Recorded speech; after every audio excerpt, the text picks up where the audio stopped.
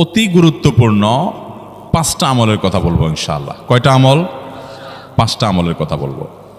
জীবনের তরে এই 5টা আমল সারা জীবন নিয়মিত আঁকড়ে ধরবেন, আমল করবেন। যারা নিয়ত করতেছেন হাত তোলেন। আল্লাহ আমাদের সবাইকে আমল করার তৌফিক দান করুন। আল্লাহ আমাদের সবাইকে কবুল মঞ্জুর করুন। নাম্বার 1, সবচেয়ে বেশি যেটা করতে হবে পরিমাণে, জুমার দিন, জুমার রাত, বৃহস্পতিবার সন্ধ্যা থেকে নিয়ে শুক্রবার সন্ধ্যার আগ পর্যন্ত পরিমাণে সবচেয়ে বেশি করতে হবে যে আমলটা, সেটা হলো দুরূদ শরীফের আমল। কিসের আমল? ভাইরা, দুরূদ এমন একটা আমল, আপনি যদি শুধু দুরূদের এই আমলটাকে আঁকড়ে ধরেন, সবসময় আপনার মুখ দিয়ে দুরূদ বের হতে থাকে, পড়তে থাকেন, তো নবী করিম সাল্লাল্লাহু আলাইহি সাল্লামের ভাষ্য অনুযায়ী, তার ওয়াদা অনুযায়ী, ইদান তুকফা হাম্মুক ওয়া তুগফার যামবুক, তোমার যত পেরেশানি আছে নবী সাল্লাল্লাহু আলাইহি সাল্লাম বলেছেন, এই সব পেরেশানি দূর করার জন্য এই দুরূদের আমলটা যথেষ্ট হবে ইনশাআল্লাহ। এবং গুনাহ মাফের জন্য এই দুরূদের আমলটা কি হবে? যথেষ্ট হবে। নবী করিম সাল্লাল্লাহু আলাইহি সাল্লাম বলেছেন, মান সাল্লা আলাইয়া মাররাতান সাল্লাল্লাহু আলাইহি আশরা, যে ব্যক্তি আমার প্রতি একবার দুরূদ পাঠ করবে, আল্লাহ রাব্বুল আলামিন তার প্রতি 10 বার রহমত নাজিল করবেন। কয়বার রহমত নাজিল করবেন? আপনার জীবনে 10টি জায়গায় খুব ক্রাইসিসে পড়ে গেছেন, কোনো জটিল সিচুয়েশনে মুখোমুখি হয়ে গেছেন, বিপদের মধ্যে পড়ে গেছেন, ওই জায়গায় আল্লাহর রহমত পাবেন। এরকম একবার দুরূদ পাঠ করবেন, হক আদায় করে যথাযথভাবে মহব্বতের সাথে 10 করবেন। নবী করিম সাল্লাল্লাহু আলাইহি ওয়াসাল্লাম বলেছেন, আকসিরু আলাইয়া মিনাস সালাতি মিন ইয়াউমিল জুমআতি ওয়া লাইলাতিল জুমআহ, তোমরা জুমার দিন এবং জুমার রাতে আমার প্রতি বেশি বেশি দুরূদ পাঠ করবে, দুরূদ প্রেরণ করবে। ফাইন্না সালাতাকুম মা'রুদাতুন আলাই, কারণ তোমরা যে দুরূদ পাঠ করো এটা আমার কাছে পেশ করেন আল্লাহর ফেরেশতারা, এবং রীতিমতো নামধাম সহকারে আল্লাহর একদল ফেরেশতা নিয়োজিত আছে। তারা বলেন, আল্লাহ, হে আল্লাহ রাসূল, আপনার অমুক উম্মত, অমুক অনুসারী, আল্লাহর অমুক বান্দা পৃথিবীর অমুক প্রান্ত থেকে, অমুক দেশ থেকে, অমুকের সন্তান, সে আপনার প্রতি দুরূদ পেশ করেছে জুমার দিনে, জুমার রাতে বা অন্য সময়ে।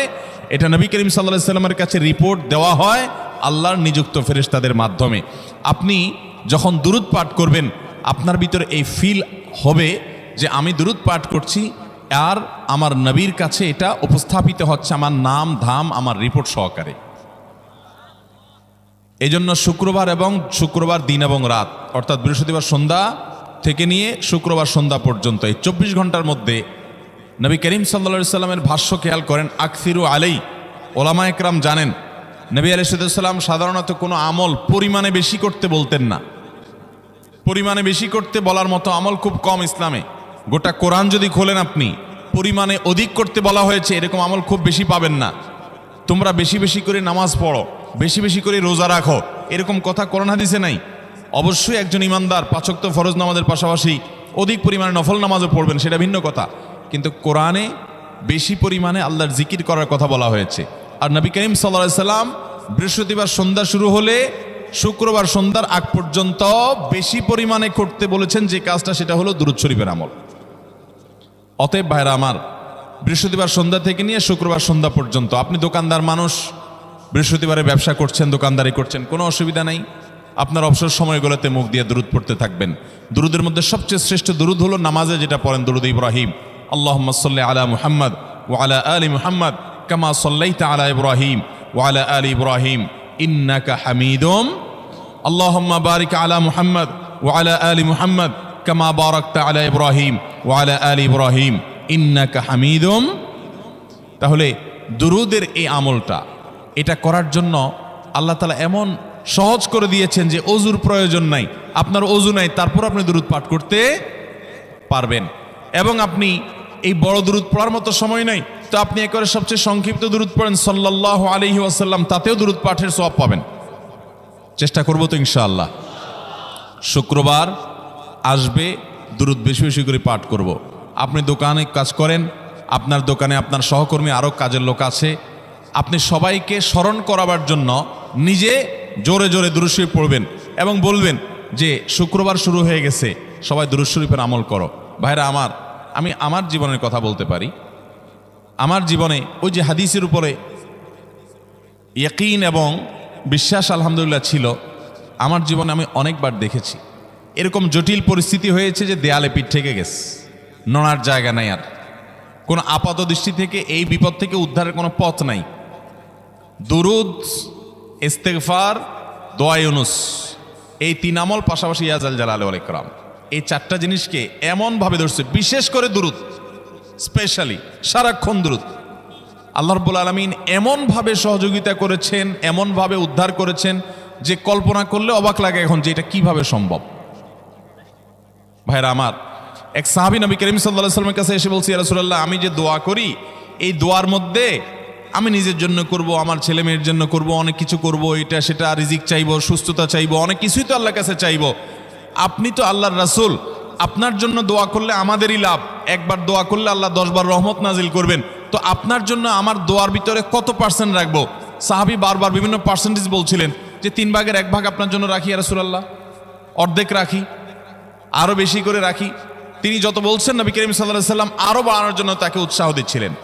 এক পর্যায়ে যখন তিনি বললেন, ইয়া রাসূলুল্লাহ, আমি আমার কোনো দোয়ার সবটুকু যখন আপনার জন্য নিবেদন করব, আমি কোনো একবার যখন দোয়া করব, দোয়া শুধু আপনার জন্যই করব যখন, অর্থাৎ পিওর দরুদ যখন পড়ব, নিজের জন্য আর কিছু চাইব না, শুধু আপনার জন্যই যদি চাই কোনোবার, তাহলে তখন নবী করিম সাল্লাল্লাহু আলাইহি ওয়াসাল্লাম বলেছেন, ইদান তুকফা হাম্মুক ওয়া তুগফার যামবুক, তাহলে তোমার সকল পেরেশানি থেকে উদ্ধারের জন্য এই দুরুদটাই যথেষ্ট হয়ে যাবে, এবং তোমার সকল গুনাহ মাফের জন্য এটা যথেষ্ট হয়ে যাবে। মোহতারাম হাজরিন, দুরুদের আমলটা এত সুন্দর আমল, কিন্তু আবার তাড়াহুড়া করে পড়বেন না, সাল্লাল্লাহু আলাইহি সাল্লাম সাল্লাল্লাহু আলাইহি সাল্লাম সাল্লাল্লাহু আলাইহি সাল্লাম সাল্লাল্লাহু আলাইহি সাল্লাম সংখ্যা বাড়ানোর জন্য হুলস্থুল করে পড়লেন না, মুহাব্বতের সাথে সাল্লাল্লাহু আলাইহি ওয়াসাল্লাম সাল্লাল্লাহু আলাইহি ওয়াসাল্লাম আল্লাহুম্মা সাল্লি আলা মুহাম্মদ, অর্থ বুঝে বুঝে আল্লাহুম্মা সাল্লি আলা মুহাম্মদ মানে কি, আল্লাহ আপনি মুহাম্মদের প্রতি শান্তি বর্ষণ করুন। আরে ভাই, মুহাম্মদ সাল্লাল্লাহু আলাইহি সাল্লামের প্রতি আল্লাহ তাআলা শান্তি এমনি বর্ষণ করবে, আপনি আমি দোয়া করলেও করবে, না করলেও। কিন্তু মাঝখান থেকে আমরা, ভাইরা আমার, কোনো বড় কর্মকর্তার কাছে আপনার কোনো কাজের ঠেকা আছে, কর্মকর্তার ওই ছেলেটার আপনি দেখছেন যে খাচ্ছে না, আপনি যদি বলেন, স্যার ছেলেটা খাচ্ছে না স্যার, একটু ডাক্তার দেখান স্যার, এভাবে তো বাঁচবে না, ওর কষ্ট হচ্ছে স্যার, আপনি বললেও উনি ওনার ছেলের দিকে কেয়ার করবে, কিন্তু আপনি এটা বলার কারণে তার নৈকট্য পাবেন কি পাবেন না, তার সিম্প্যাথি পাবেন কি পাবেন না। আরশ আজিমের মালিক তার হাবিবকে এত মহব্বত করেন, তিনি তার হাবিবের প্রতি এমনিতেই রহমত নাজিল করবেন, তাকে বিভিন্ন মর্যাদা আগে থেকেই দেওয়ার ঘোষণা দিয়ে রাখছেন, কিন্তু আপনি আমি দোয়া করলে আল্লাহ তাআলা তার মাধ্যমে আমাদের ভাগ্যকে সুপ্রসন্ন করে দিবেন। দুরুদের আমলকে জীবনের তরে আঁকড়ে ধরবেন ভাই, শুধুমাত্র জুমার দিন আর জুমার রাত না, সব সময় অধিক পরিমাণে। এরাবিয়ানদের মধ্যে আমলটা খুব বেশি আছে, তাদের দেখবেন তারা 2টা আমল, মুখে 2টা আমল, ভালো মন্দ তাদের মধ্যেও আছে, কিন্তু এই 2টা আমল তাদের মধ্যে খুব ভালো। বেশিরভাগ মানুষই দেখা যায় অবসর সময় আস্তাগফিরুল্লাহ, ইস্তিগফার করছে অথবা দুরুদের আমল করছে। আমাদের অবসর সব সময়গুলো নিয়ে গেছে মোবাইল ফোন। ভাইরা আমার, 4 বছর 5 বছর 6 বছর 7 বছর 10 বছর ধরে মোবাইল টিপতেছেন, ফেসবুক টিপতেছেন, ইউটিউব টিপতেছেন। বুকে হাত দিয়ে আমাকে জবাব দেয়া লাগবে না, নিজের বিবেককে একটু জবাব দেন। এই 10 বছর ফেসবুক, ইউটিউব, টিকটক, হোয়াটসঅ্যাপ টিপে আপনার অর্জন কি হয়েছে একটু হিসাব মিলান। এই যে স্ক্রল করতেছেন আঙ্গুল দিয়া, ঘন্টাকে ঘন্টা এই আঙ্গুল দিয়ে টানছেন টানছেন, নিচের দিকে যাচ্ছেন স্ক্রল করে ফেসবুকে, ইউটিউবে, একের পর এক, আপনার জীবনে অর্জনটা কি হয়েছে বলেন? ভাইরা আমার, এই মোবাইলের নিয়ন্ত্রণ করতে হবে, প্রয়োজনে ব্যবহার করতে হবে, কিন্তু এটাকে অনিয়ন্ত্রিত ব্যবহার করা যাবে না। একেবারে যখন তখন সারাদিন টিপাটিপি করলেন, আজকাল তো পোলাপান টয়লেটে গেলেও নিয়ে যায়। আল্লাহ তাআলা আমাদেরকে এই রোগ থেকে বেঁচে থাকার তৌফিক দান করুন। ভাইরা আমার, জীবনটাকে পরিবর্তন করতে হয়, সারা জীবন তো একরকম থাকলে হবে না। বহুত পাগলামি করেছি, আসুন নিজেকে সংশোধন করি। তাহলে জুমার দিন উপলক্ষে 1 নম্বরের আমল বলেছি, বেশি বেশি কোন আমল করতে হবে? সারা জীবন মনে রাখবো তো ইনশাআল্লাহ। বাসা বাড়িতে পরিবারের লোকদেরকে মনে করাবো তো ইনশাআল্লাহ। আমি আমার ড্রাইভার থাকুক, আমার ছেলে মেয়ে থাকুক, আমার পরিবারের লোক থাকুক, আমি আমার কথা আপনাদের বলি উৎসাহের জন্য, যে জুমার দিন শুরু হয়ে গেলে আমি, শুধু আমি না, আমার পরিবার অন্যান্যরাও একে অন্যকে আমরা স্মরণ করে দিই। কে কে দুরূদ পড়তে কতবার পড়ছো, কেউ পড়ছে কিনা একবারও, সন্ধ্যা হয়ে গেছে, অনেক হয়ে গেছে, সবাই শুরু করি, আমলটা করবো তো ইনশাআল্লাহ। নাম্বার 1। নাম্বার 2, জুমার দিন উপলক্ষে অন্য যে কোনো দিনের চাইতে জুমার দিন অর্থাৎ শুক্রবারের ফজর নামাজ পুরুষরা মসজিদে জামাতের সাথে পড়বেন, জামাতের সাথে পড়ার নিয়ত করবেন পাক্কা। কারণ অন্য যে কোনো দিনের ফজর নামাজ না, শুধুমাত্র যত নামাজ আছে, নবী করিম সাল্লাল্লাহু আলাইহি সাল্লাম বলেছেন আফদালুস সালাওয়াতে ইনদাল্লাহ, আল্লাহর কাছে দুনিয়ার সব নামাজের মধ্যে, 5 ওয়াক্ত সাধারণ নামাজগুলোর মধ্যে সবচেয়ে উত্তম নামাজ হলো সলাতুল ফজরে মাআল জামাআতে ইয়াউমাল জুমআ, জুমার দিন ফজরের নামাজ জামাতের সাথে আদায় করা হলো যত নামাজ আছে এর মধ্যে সবচেয়ে শ্রেষ্ঠ নামাজ। তাহলে জুমার দিনে এই বিষয়টা বিশেষভাবে খেয়াল রাখবো। জুমার দিন ফজর নামাজটা পুরুষরা কোথায় পড়বো, এবং সেটা বৃহস্পতিবার থেকে পরিকল্পনা শুরু করবো যে কালকের ফজর নামাজ যাতে কোনো অবস্থাতে আমার মিস না হয়। আমাদের আখিরাতের ব্যবসা এটা ভাই, আখিরাতের কারেন্সি সংগ্রহ করা। যত খুঁটে খুঁটে ভালো ভালো আমলগুলো করবেন, আপনার আমল নামাতে আমল সওয়াব জমা হতে থাকবে। চেষ্টা করবো তো ইনশাআল্লাহ। আমাদেরকে শয়তান অন্যদিন ফজরের নামাজ পড়ার সুযোগ হলেও শয়তান এমনভাবে আমাদেরকে ধোঁকা দেয়, শুক্রবারে ফজরটা পড়াটা সবচেয়ে বেশি কঠিন হয়ে যায়। কেন জানেন? কারণ ইবলিস তো জানে হাদিস, আপনি জানেন না, হয়তো অনেকে হয়তো আজকে শুনছেন, আমি কোনো হাদিস না জানতে পারি, ইবলিস ঠিকই জানে যে ফজর নামাজ এই দিন যদিও জামাতের সাথে ফজর পড়ে ফেলায় তাহলে তোর আখিরাতের ব্যবসা অনেক দূর আগে যাবে। ওর সাথে তো আমাদের বাবা আদমের সাথে সেই চ্যালেঞ্জ, আদম আলাইহিস সালামকে সিজদা করতে বলা হয়েছে, সে তো করে নাই, তার সৌজন্যে বা তার জন্য সিজদা নিবেদন করে নাই। আল্লাহ তাআলা সেজন্য তাকে জান্নাত থেকে বের করে দিয়েছে। তার কারণে এই ইবলিস তখনই আল্লাহর সাথে, আল্লাহর সামনেই চ্যালেঞ্জ ছুড়ে দিয়েছে আদম আলাইহিস সালামের সাথে যে লা উবিয়ান্নাহুম আজমাইন, আমি আদমের সব সন্তানগুলোকে পথহারা করে ছাড়বো, ওদেরকে জান্নাতের পথে চলতে দিব না। এই জন্য আল্লাহ তাআলার কাছে সে কিছু পাওয়ার চাইয়া নিছে। এর ভিতরে একটা হলো কিয়ামত পর্যন্ত হায়াত পাবে, আরেকটা হলো আমাদের রগের সাথে সে মিশতে পারে, রক্ত প্রবাহের সাথে মিশতে পারে, শরীরের মধ্যে প্রভাব সৃষ্টি করতে পারে, আমাদেরকে দুর্বল করতে পারে, মন্দ দিকে টানতে পারে, ভালো কাজ যেন না হয় মনে মনে কুমন্ত্রণা সৃষ্টি করতে পারে। এই পাওয়ার সে নিয়ে এসেছে। এই জন্য তার সাথে আমাদের চ্যালেঞ্জ। সে হাদিস জানে যে জুমার দিন ফজর পড়লে আমাদের অনেক লাভ হয়ে যাবে। এই জন্য সে বৃহস্পতিবার রাতে, অন্য দিন যদি আপনি 10টা 11টা বা 11:30টায় ঘুমান, 12টায় ঘুমান, জুমার দিন অর্থাৎ বৃহস্পতিবার দিবাগত রাতে আইসা ইবলিস বলে, আরে পাগল হইছস, কালকে হলো শুক্রবার, দোকানদারি নাই, ব্যবসা নাই, চাকরি নাই, মহিলাদেরকে বলে কালকে পোলাপানের স্কুল নাই, মাদ্রাসা নাই, আজকে একটু টক শো, মিষ্টি শো, নাটক, সিনেমা, ইউটিউব, ফেসবুক, ওয়াজই শুন অন্তত। শয়তান কি বলে, ঠিক আছে তো যদি এত ফিল্ম দেখতে মনে না চায়, তো যদি মুসলমান হস, নেককার হস, তো ঠিক আছে অমুক হুজুরের ওয়াজ শুন। এই হুজুরের ওয়াজ শোনাত লাগাই দিয়ে রাতে 1টা 2টা পর্যন্ত পার করে দিল। এরপরে ফজর নামাজ ওর জামাতের সাথে মিস শেষ। ভাইরা আমার, প্রত্যেক বৃহস্পতিবার আসলে সন্ধ্যার সময় প্রতিজ্ঞা করব, সপ্তাহের অন্য দিন যদি আমার ত্রুটি বিচ্যুতি হয়ও আমি সেটাকে কারেকশন করার চেষ্টা করব, কিন্তু শুক্রবার ফজরটা পুরুষ হিসাবে আমি জামাতের সাথে পড়বই পড়বো। তার জন্য রাতে আগে আগে শোবো, ডাবল ট্রিপল অ্যালার্ম দিয়ে শোবো, অন্য নামাজি বন্ধুকে বলবো ফোন দিয়ে ডেকে দিবি, একে অন্যের সহযোগিতা করব, কিন্তু ফজরের নামাজ জুমার দিন ছাড়বো না ইনশাআল্লাহ। ঠিক আছে তো? কয়টা আমল হলো? 2টা। মনে রাখবেন তো ইনশাআল্লাহ। আগামী বছর তো আমার মাহফিল আমি আর করব না, কিন্তু আগামী বছর যে মাহফিল করবেন সে আলোচককে আমি রিকোয়েস্ট করবো ইনশাআল্লাহ, আয়োজকরা এটার সবক জননায় আগামী বছর দিতে পারবেন তো ইনশাআল্লাহ। আমল যদি করেন তাহলে সবক ঠিকই দিতে পারবেন। ওই যে ভাই সবগুলো শুনে দিছে, কারণ এই আমল করেন।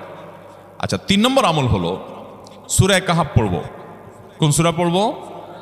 সূরা কাহাফ। যারা কোরআন পড়তে পারেন না তারা শুনবেন, আর যারা পড়তে পারেন তারা নিজে পড়বেন। সূরা কাহাফ যদি জুমার দিন কেউ পড়ে, নবী করিম সাল্লাল্লাহু আলাইহি সাল্লাম বলেছেন এই সূরাটা তার জন্য নূর হবে, নূর, আলো আল্লাহর তরফ থেকে। কিয়ামতের ময়দানে ভয়াবহ গুটগুটে অন্ধকার হবে। কিয়ামতের একটা ভয়াবহ শাস্তি হলো অন্ধকারের শাস্তি। ভাইরা আমার, অন্ধকারের শাস্তি মানে এমন ভয়াবহ অন্ধকার হবে যে দুনিয়ার অন্ধকারের সাথে কোনো তুলনাযোগ্য নয়।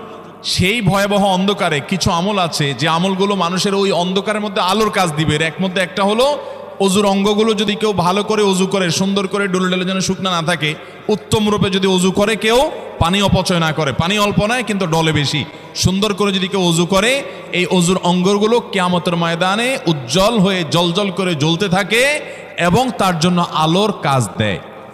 সবাই যখন অন্ধকারের আযাবের মধ্যে নিমজ্জিত থাকে, হাউতাশ করে, তখন এই ব্যক্তির এই আমলটা তার আলো ভূমিকা আসে। আর আরেকটা হলো এই সূরা কাহফ। অন্য অনেক ওলামা ইকরাম বলেছেন এর ব্যাখ্যা হলো সূরা কাহফ যদি কেউ এক বৃহস্পতিবারে পড়ে, পরের বৃহস্পতিবার পর্যন্ত, এক শুক্রবারে যদি পড়ে, পরের শুক্রবার আগ পর্যন্ত পুরো সপ্তাহব্যাপী তার ভিতরে নূর, ঈমানের নূর, তাকওয়ার নূর, ইলমের নূর, আমলের নূর, ভালো মানুষ হওয়ার নূর তার ভিতরে আল্লাহ তাআলা সৃষ্টি করে দিবেন। এই জন্য জুমার দিন সূরা কাহফ পড়বো তো ইনশাআল্লাহ। আলহামদুলিল্লাহ ভাই, আপনাদেরকে যে আমলগুলো করছি এগুলো আমি, আমার পরিবার সদস্য, পরিচিত, সহকর্মী, আমি চেষ্টা করি সবাইকে স্মরণ করানোর এবং আমল করার চেষ্টা করি। আপনাদেরকেও বলছি ভাই, জুমার দিন যেহেতু, অতএব আজকে জুমার দিন উপলক্ষে বলে যাচ্ছি, জুমার দিনের এই 14-15টা আমলের মধ্যে সামারি করে আমি 5টা আমল করে দিচ্ছি যে এগুলোর গুরুত্ব অনেক বেশি অন্য অনেকগুলো চাইতে, এগুলো বিশেষভাবে করব। তাহলে এর মধ্যে প্রথমটা চলে গেল দুরুদ বেশি বেশি করে পড়ব। দ্বিতীয়টা হলো জুমার দিনের ফজর নামাজ কোন অবস্থাতে জামাতের সাথে পড়া মিস করব না, কারণ নবী সাল্লাল্লাহু আলাইহি সাল্লাম বলেছেন সকল নামাজের মধ্যে সবচেয়ে সেরা, উত্তম, শ্রেষ্ঠ নামাজ, অর্থাৎ ওয়াক্তিয়া নামাজের মধ্যে সবচেয়ে শ্রেষ্ঠ নামাজ হলো জুমার দিনের ফজরের নামাজ জামাতের সাথে পড়া।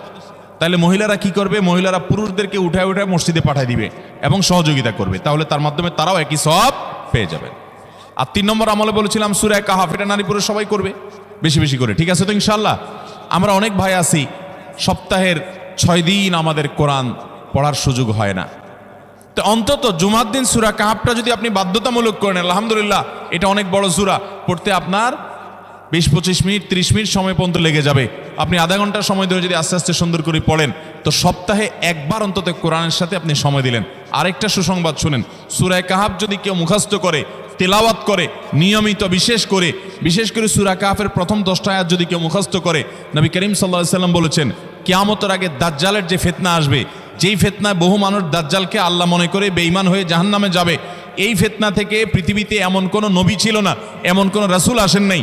এই মানব ইতিহাসের প্রথম মানুষ আদম আলাইহিস সালাম থেকে নিয়ে আমাদের মুহাম্মদ সাল্লাল্লাহু আলাইহি সাল্লাম পর্যন্ত এই লক্ষ লক্ষ যত নবী রাসূল এসেছে, সমস্ত নবী রাসূলরা একটা ব্যাপারে সাবধান করে গেছেন, দাজ্জাল আসবে, যে দাজ্জালের হাতে পাওয়ার থাকবে এত বেশি, অলৌকিকত্ব থাকবে এত বেশি, সে মরা মানুষকে জিন্দা করে ফেলবে, জিন্দা মানুষকে বলবে সে মরে যাবে, তার হাতেই সব কন্ট্রোলিং পাওয়ার থাকবে, দুনিয়ার সমস্ত রিজিক তার হাতে কক্ষিগত থাকবে, এমন পাওয়ার থাকবে তাকে দেখে মানুষ বলবে হ্যাঁ এই তো আল্লাহ, এই তো সব কিছু পারে, বেঈমান হয়ে যাবে।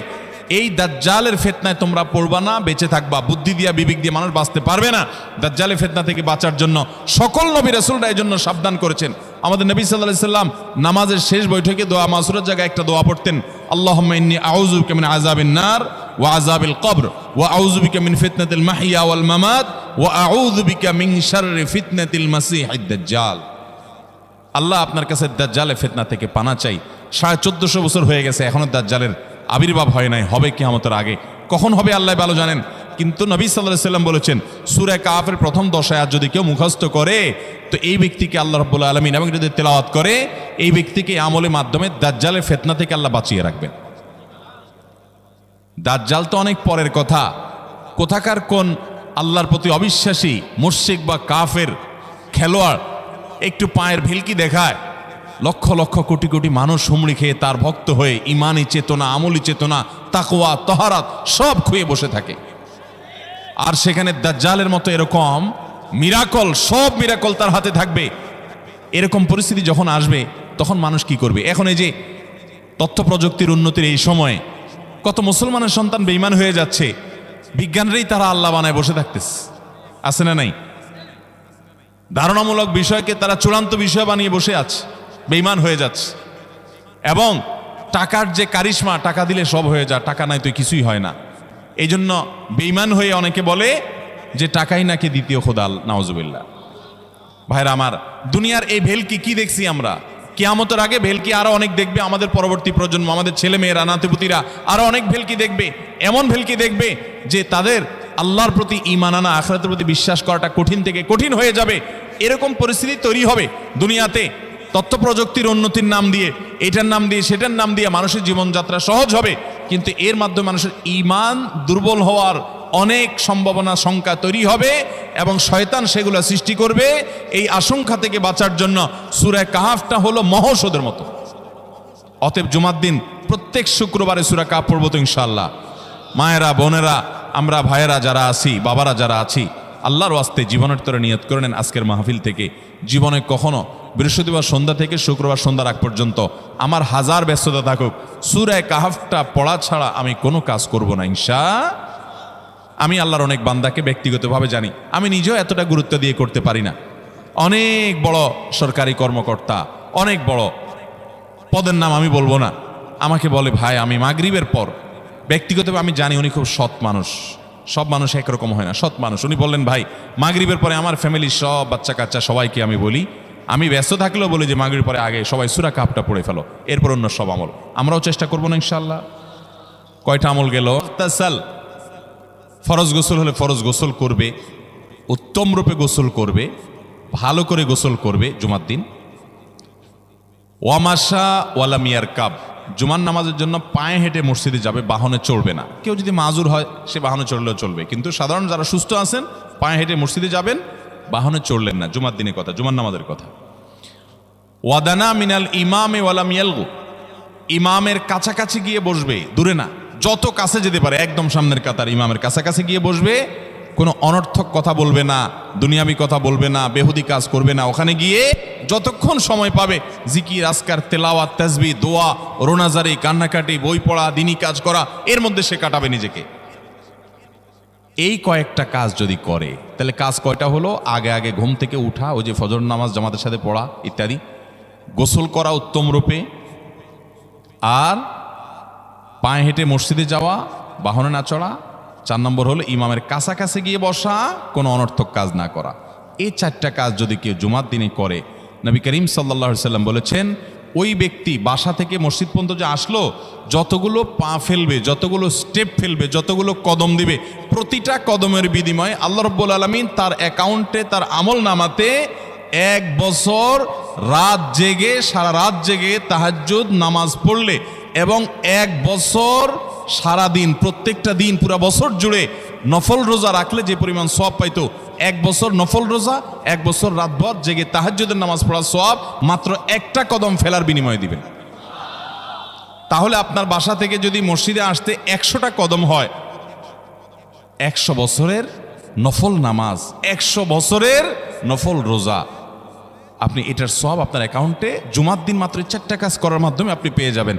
এবং এটি অনেক হাদিস বিশ্লেষকগণ বলেছেন, কোরআন হাদিসে বহু ফজিলতের কথাই বলা আছে। এত বিপুল পরিমাণে, এত অধিক পরিমাণে সওয়াবের কথা যে কারোর বাসা থেকে অনেকের আছে যেতে 500 স্টেপ পড়বে। 500 স্টেপ পড়লে কতটুকু হয়? সামান্য একটু জায়গা যেতে 500 কদম হয়ে যায়। অনেকের বাসা থেকে যেতে 500 কদম পড়ে 300 কদম হয়। তো সে এই 500 বছর নফল নামাজ, নফল রোজা, রাত ভর দিনভর করার সওয়াব, কন্টিনিউয়াসলি করার সওয়াব মাত্র এই মসজিদে গেল আসলো, এই 4টা শর্ত পূরণ করে সেইটা সওয়াবটা পেতে পারে। যদি সপ্তাহে 4 জমা হয় তাহলে 4 বার 500 করে যদি হলো 2000 বছর, এভাবে তার আমল নামাজের সওয়াবের পাহাড় সে জমা করতে পারে শুক্রবারের ছোট্ট আমলটার মাধ্যমে। চেষ্টা করব না ইনশাআল্লাহ। আমি দেশে বিদেশে অনেক আল্লাহর বান্দাকে আমি শুনেছি, এ হাদিস আমি যেদিন থেকে জেনেছি আমি চেষ্টা করেছি এটার আমল, এটার প্রচার মানুষের মধ্যে ছড়ানোর। আমি যখন সৌদি আরবে আজ থেকে আর অনেক বছর আগে, তখন কোনো এক বক্তব্যে আমি আমলের কথা বলেছি। আমার অনেক ভাইয়েরা দেশে বিদেশে দেখে বলছেন ভাই আমলটা শুরু করেছি, আমার কাছে ভালো লাগে, আপনারাও আমলটা করবেন, অন্য আরেকজনকে শিখাবেন এবং দাওয়াত দিবেন। ঠিক আছে তো ইনশাআল্লাহ? তাহলে কয়টা আমল গেল? 4টা। 1 নম্বর গেছে বেশি বেশি দুরূদ পাঠ করা, 2 নম্বর হলো জুমার দিনে ফজর নামাজ জামাতের সাথে পুরুষরা পড়া, 3 নম্বর হলো সূরা কাহাফ পড়া, তেলাওয়াত করা, আর 4 নম্বর হলো এই 4 শর্ত পূরণ করে মসজিদে আগে আগে গিয়ে সুন্দর করে খুতবা শুনে চলে আসা, কোনো কথাবার্তা, খুতবা চলাকালীন সময় কোনো কথাবার্তা, অনর্থক কাজ না করা। 5 নম্বর এবং সর্বশেষ আমল হলো জুমার দিনে একটা সময় আছে দোয়া কবুল হয়। দোয়া কবুলের যে সময়গুলো আছে এর ভিতরে অত্যন্ত ইম্পর্টেন্ট একটা সময় হলো জুমার দিন। শুক্রবারের একটা সময় সম্পর্কে নবী সাল্লাল্লাহু আলাইহি ওয়াসাল্লাম বলেছেন যে একটা সময় আছে শুক্রবারের, এই সময়ে বান্দা কোনো দোয়া করলে আল্লাহ তাআলা ফিরিয়ে দেন না, কবুল করেন। কিন্তু সময়টা যে ঠিক কখন এটা হাদিসে নবী সাল্লাল্লাহু আলাইহি ওয়াসাল্লাম বলেন নাই, যাতে করে হয়তো আমরা সারা দিনেরই কম বেশি দোয়ার চেষ্টা করি। এই বিষয়ে মুহাদ্দিসগণ, হাদিস বিশ্লেষকগণ, পণ্ডিত ওলামায়ে কেরামগণ হাদিসের বিভিন্ন আকার ইঙ্গিতকে গবেষণা করে, অ্যানালাইসিস করে এক একজন এক এক সময়ের কথা বলেছেন। তবে বেশিরভাগ ইমাম, বেশিরভাগ পণ্ডিত ওলামায়ে কেরাম, বেশিরভাগ আপনার ইসলামিক স্কলারগণের বক্তব্য হলো যে এই সময়টা হলো জুমার দিনের শেষ প্রহর, আসরের পর থেকে নিয়ে সূর্য ওঠার আগ পর্যন্ত এই সময়টা। অতএব আমরা জুমার দিনের 5 নম্বর আমল হলো বেশি বেশি করে সারাদিনই কম বেশি দোয়া করব। দোয়ার জন্য সবসময় হাত তোলাও জরুরি না, যদিও সাধারণ অবস্থায় দোয়ার জন্য হাত তোলা আদব, কিন্তু আপনি চলতে ফিরতে উঠতে বসতে কাজের ফাঁকে আপনি আল্লাহর কাছে মনে মনে দোয়া নিবেদন করবেন। অনেক চাওয়া আমাদের কাছে, আমাদের আল্লাহর কাছে আছে। ভাইরা আমার, নবী রাসূলুল্লাহ সাল্লাল্লাহু আলাইহি ওয়াসাল্লাম বলেছেন কারোর পায়ের জুতার ফিতাটা ছিঁড়ে গেছে হাঁটার সময়, এটার এমন কি লাগালে ঠিক হয়ে যাবে, কিন্তু একজন ইমানদার ওইটার জন্য সে আল্লাহর কাছে সাহায্য চাইবে, আল্লাহ এটাও একটা বিপদ, একটা ছোট বিপদ থেকে অনেক কিছু ঘটে যায়, আপনি আমাকে উদ্ধার করেন। সে সবসময় আল্লাহর দিকে মনোনিবেশ করবে। নবী করিম সাল্লাল্লাহু আলাইহি ওয়াসাল্লামের পুরো জীবনকে যদি আপনি অ্যানালাইসিস করেন আপনি অবাক হয়ে যাবেন। একটা বই আছে বাংলায়, বান্দার ডাকে আল্লাহর সাড়া, এটা বাংলা অনুবাদিত নাম। এই বইয়ের লেখক হলেন হিসনুল মুসলিমের যে রচয়িতা উনি শেখ সাঈদ আল গাহতানি রহমতুল্লাহি আলাই। ওনার সোহবতে যাওয়ার, ওনার সান্নিধ্যে থাকার একাধিকবার খুব কাছাকাছি বসার সুযোগ আমার হয়েছে। সৌদি আরবের একজন বড় আলেম ছিলেন, দুনিয়া থেকে চলে গেছেন। তো ওনার লেখা বান্দার ডাকে আল্লাহর সাড়া, এই বইটা বেশ মোটা সোটা একটা বই। পুরোটা পড়বেন যে নবী করিম সাল্লাল্লাহু আলাইহি ওয়াসাল্লামের জীবনে যে কত রকমের দোয়া করতেন। আল্লাহ আজকার নাম একটা বই আছে ইমাম নববীর, এটাও বাংলা হয়ে গেছে অনুবাদ, আপনি পড়লে অবাক হয়ে যাবেন। ডক্টর খন্দকার আব্দুল্লাহ জাহাঙ্গীর রাহমাতুল্লাহ রাহে বেলায়েত একটা বই আছে দোয়া এবং জিকিরের, আপনি অবাক হবেন যে কি পরিমাণ দোয়া এবং জিকির নবী সাল্লাল্লাহু আলাইহি ওয়াসাল্লাম জীবনে পড়তেন। ঘুম থেকে ওঠার সময় দোয়া আছে না নাই? এরপরে ঘুম থেকে উঠে যখন আপনি বাথরুমে যাবেন দোয়া আছে না নাই? আবার টয়লেটে গেলেন, টয়লেট সেরে আসলেন, আপনি ওযু করবেন, ওযুর জন্য দোয়া আছে না নাই? বিসমিল্লাহ। এরপরে ওযু শেষ করলেন, কালিমায়ে শাহাদাত আছে না নাই? এরপরে আপনি যখন ঘর থেকে বের হয়ে মসজিদে যাবেন, বের হওয়ার দোয়া আছে। বের হয়ে আপনি মসজিদে যাচ্ছেন, যাই পথে পড়ার আলাদা দোয়া আছে। এরপরে আপনি মসজিদে প্রবেশ করবেন, তার জন্য দোয়া আছে। মসজিদে ঢুকার পরে মসজিদে ঢুকার নামাজ আছে। এরপরে মসজিদে নামাজ বন্দিগি ইবাদত জিকির করে বের হচ্ছেন, সেটার জন্য আবার দোয়া আছে। আবার আপনি যাচ্ছেন, কাজকর্মে যাচ্ছেন, বাজারে যাচ্ছেন, সেটার দোয়া আছে। স্ত্রী সহবাস করার সময় দোয়া আছে। দোয়া নাই, জিকির নাই, এমন কোনো মুহূর্তে ইমানদারের জীবনে থাকতে পারে না। নবী করিম সাল্লাল্লাহু আলাইহি ওয়াসাল্লাম এই পরিমাণ দোয়া করতেন। এই জন্য ভাইরা, দোয়া যদি সবসময় করতে কষ্ট হয় হাত তুলতে, আপনি হাত তোলা ছাড়া শুক্রবারে দোয়া করেন, দোয়াটা অনেক বেশি করা দরকার। আমাদের কত জিনিস আল্লাহর কাছে চাইতে হয়, আমরা আল্লাহর কাছে চাই না। পেটে অসুখ হয়েছে, আমরা ডাক্তারের কথা মাথায় আগে আসে। আপনি ওষুধ খান, ওষুধ খাওয়া সুন্নত, কিন্তু ইমানদার সব কিছুর আগে আল্লাহর কথা স্মরণ করবে এবং আল্লাহর কাছে বলবে আল্লাহ আপনি সহজ করে দেন। আপনার অসুখ হয়েছে, সব কিছুর আগে নাপার কথা মনে আসে, আরে ভাই প্যারাসিটামলের কথা মনে আসে, এটা দোষের না, কিন্তু আপনার মনে আগে আসতে হবে যে নবী সাল্লাল্লাহু আলাইহি ওয়াসাল্লাম দোয়া শিক্ষা দিয়েছেন, যদি কেউ ব্যথার জায়গায় হাত দেয় এবং পড়ে আউযু বিইজ্জাতিল্লাহি ওয়া কুদরাতিহি মিন শাররি মা আজিদু ওয়া হাজির, আল্লাহ রাব্বুল আলামিন তার ব্যথা দূর করে দিবেন। এক সাহাবী এই হাদিসের উপর আমল করে তৎক্ষণাৎ তার ব্যথা দূর করেছেন। শুধু ইয়াকিনের অভাব, শুধু বিশ্বাসের অভাব, ঈমানের অভাব।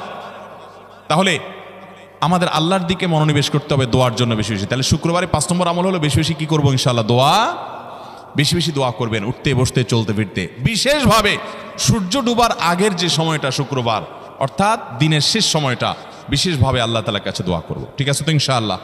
কয়টা আমল বললাম? 5টা আমল। 1, বেশি বেশি দুরুদ।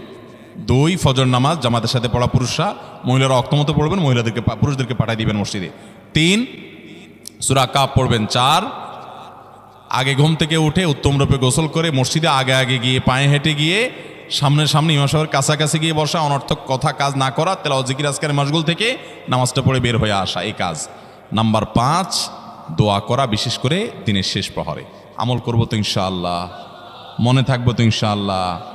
আমরা প্রয়োজনে বাসায় গিয়ে একটা কাগজে নোট করে ফেলবো, লিখে ফেলবো, লিখে এরপরে ওয়ালে টাঙ্গায় দিবেন বাসায় যে জুমার দিন এই 5 কাজ আমি ছাড়বো না। আপনি যদি মনেও না থাকে, আপনার যদি ভুলেও যান, আপনি এই কাগজ আপনাকে মনে করাবে ইনশাআল্লাহ। বাসায় ফ্যামিলির লোকদের সাথে শেয়ার করবেন, জুমার দিন হুজুর বলেছেন, আমি একটু আমার মন থেকে বলিনি, এগুলো সব কোরআন হাদিসের কথা বলেছি আপনাদেরকে। কোরআন হাদিসের আলোকে 5টা আমলের কথা বলেছেন, বিশেষভাবে জুমার দিন আমি 5টা আমল করবই করব। ভাইরা আমার, প্রত্যেক জুমার দিন যদি আপনি একটু ইমানের রিচার্জ করেন, ইনশাআল্লাহ সারা সপ্তাহ আপনার জন্য সেটা উপকারে আসবে। চেষ্টা করবো তো ইনশাআল্লাহ। এবং দোকানে অফিসে টাঙ্গায় রাখবেন। যারা এই টাঙ্গায় রাখার আমলটা করবেন, আয়োজক যারা আছেন, আপনাদের কাছে আমার অনুরোধ যে ভাইরা এই কাজটা করছেন, ওনারা যদি আয়োজকদের মাধ্যমে ছবিটা আমার কাছে পাঠাইতে পারেন, আমার অফিসে নিয়ে আমি ইনশাআল্লাহ নিজে হাতে তাদের পুরস্কার দেব। বিশেষ করে এই মাহফিলের লোক যারা আছেন আজকের, আয়োজকদের মাধ্যমে। আল্লাহ তাআলা এই আমলগুলো আমাকে আপনাকে আমাদের সবাইকে করার তৌফিক দান করুন। আমল মনে রাখবো তো ইনশাআল্লাহ? আমল করবো তো ইনশাআল্লাহ? যাদের কাজ আছে, ফজর নামাজটা বিশেষ করে মিস হবে মনে হয়, তারা যাইতে পারেন, কোনো অসুবিধা নেই। অন্যান্য সময় আমরা সাধারণত দেখি যে মানুষ ঠেকায় না, মানুষ ঠেকানো না, বিশেষ করে রাত বেশি হয়ে গেলে ফজর নামাজ মিস হবে, এই আশঙ্কা হলে আপনার বসার চাইতে বরং যাওয়া ভালো। যাই হোক ভাই, কিন্তু আওয়াজ না করি, সবাই আওয়াজ বন্ধ করি ভাই। প্রশ্ন উত্তরে যাই আমরা। বিসমিল্লাহ। প্রথম প্রশ্ন, মেয়েদের মডেলিং বোরকা পর্দার জন্য কতটুকু জায়েজ? আপনারা অনেকে বোরকা বিক্রি করেন না, এখানে আছে না ভাইরা আমার?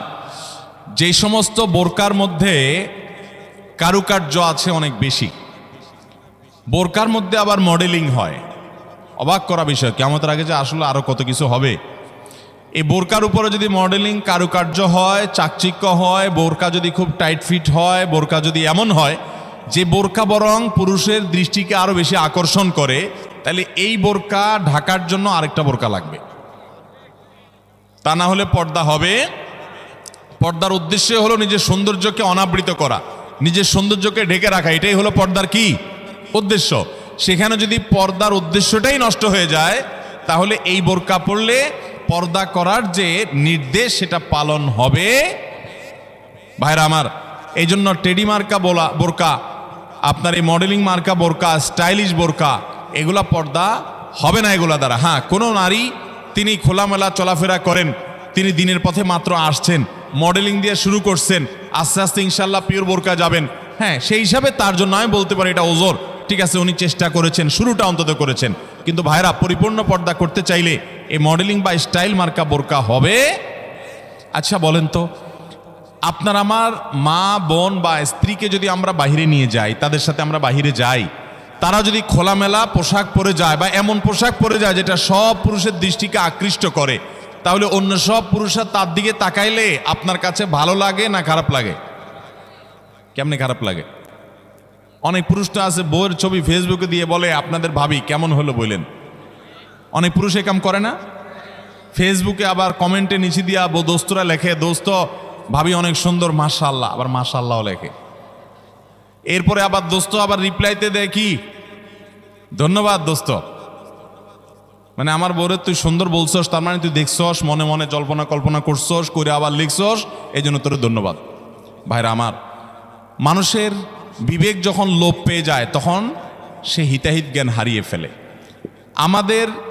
আমাদের মা, আমাদের বোন, আমাদের মেয়ে, আমাদের স্ত্রী, তাদেরকে নিয়ে আমরা যখন খোলামেলা পোশাকে যাব, কোনো বিয়েতে আপনি যখন যাবেন, কোনো মার্কেটে যাবেন, একেবারে চাকচিক্যপূর্ণ পোশাক, একদম খোলামেলা অশ্লীল, তো জগতে বা রাস্তায় যত পুরুষরা তাদেরকে দেখবে, এই সৌন্দর্য দেখার পর পুরুষদের মনে মনে তাকে নিয়ে বাজে চিন্তা, জল্পনা কল্পনা, মনে মনে জেনা, এটা হবে কি হবে না?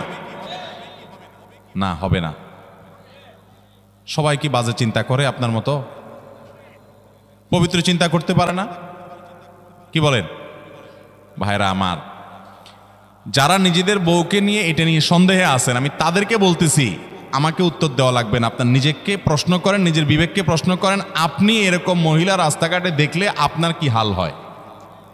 আপনি যা যা চিন্তা করেন, আপনার বউ, আপনার মা বোনকে নিয়ে এভাবে আপনি বের হলে অন্যরাও সে চিন্তাই করে।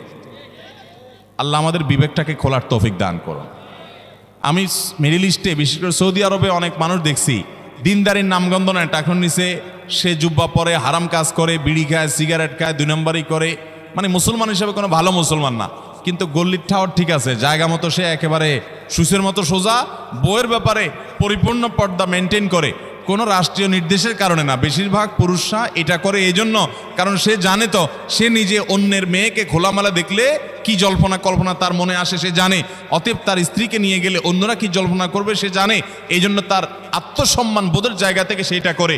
মুসলমান নারী, তার ভিতরে আত্মসম্মান বোধ থাকবে যে আমাকে নিয়ে মানুষ বাজে চিন্তা করবে, জল্পনা কল্পনা করবে, নোংরা চিন্তা করবে, এটা কোনো নারী করতে দিতে পারে? একজন খোলামেলা বেপর্দা নারীকে দেখে যত মানুষ মনে মনে তাকে জেনা করে, সে মনের কথাগুলো যদি মানুষ বলতো, এই নারী জুতা দিয়ে পিটতে পিটতে রাস্তা যাইত। কিন্তু সে মনে মনে মানুষের এই জেনার কাজ সে করে যাচ্ছে। আল্লাহ আমাদেরকে পর্দার গুরুত্ব বোঝার তৌফিক দান করুন। এটা নারীর জন্য অসম্মান না, এটা নারীর জন্য বরং সম্মানের, এটা নারীর ইজ্জত রক্ষার জন্য সবচেয়ে বড় মাধ্যম। আমাদের সেকুলার, অতি সেকুলার, উগ্র নাস্তিক বন্ধুরা বলে যে হুজুরদের মনটাই খারাপ, এই বেটারা বলে মহিলাদের দেখতে বলে তাদের বলে অবস্থা খারাপ হয়, এই বেটাদের চরিত্রই খারাপ। অর্থাৎ আমাদের এই ভাইরা যারা এই সমালোচনা করতেছেন, আমাদের এই ভাইগুলোর দ্বারা মনে হচ্ছে যে ওনাদের মনের ভিতরে কোনো এই সমস্ত বাজে চিন্তা আসে না, ওনাদের মনটা একদম ফেরেশতার মতো পবিত্র। এরকম যাদের কোনো চিন্তা জল্পনা কল্পনা আসে না, এরা হয় মিথ্যুক আর না হলে রুগী। হয় এগুলারে ডাক্তার দেখাইতে হবে, পুরুষত্বের ঘাটতি আছে, আর নাহলে মিথ্যুক।